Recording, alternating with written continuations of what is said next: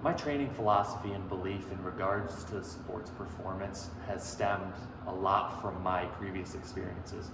My time as an intern in Rochester, New York, and then the similar philosophies actually happened to transfer right over to my current job now with Elmira College. So it's been nice to be able to grow through the same philosophies in my past 3 years in this time. The biggest thing I believe in is training movements over muscles. So as athletes, we're not trying to be bodybuilders.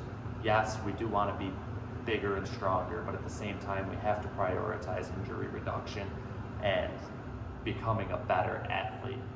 Our programming is based upon that. When it comes to plyometrics, for example, early on in a phase in the off season, emphasizing teaching an athlete how to land and control their landings and movements on a hurdle jump, absorbing landings, and then as we get farther along in phases and closer to the season, we start to implement rebounding and quicker movements off the ground and reactive movements, hitting the ground and going, but still being under control. These are all ways that we're going to not only build up joint stability, but we're also going to start to get better at rebounding and quicker in our steps.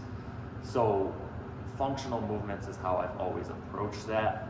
Training and getting stronger on one leg, still two legs, but really emphasizing strength and on one leg, getting stronger through your hamstrings and through your glutes, because they're so essential for athlete development, while also focusing on the other movement patterns with pushing, pulling, and core strength.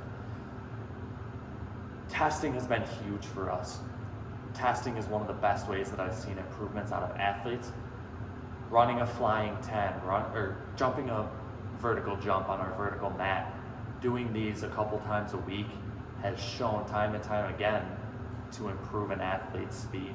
Because the bottom line is, when you want to get faster, the way to do that is to, yes, get stronger, but to also run fast. You have to run fast and you have to run more frequently at a high speed.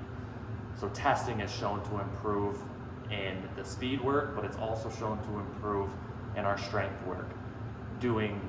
Starting off with time under tension early on in the off season to develop muscle and strength and hypertrophy, but then as we get closer to the season, being able to train more fast twitch muscles, moving weights quicker, implementing PAP work. This is all ways that we can prepare the body for the demands that it's going to see in its sport. And then the last thing is just buy-in. Our athletes have to understand the importance and why we do things, and that's how we're going to get the most out of our athletes.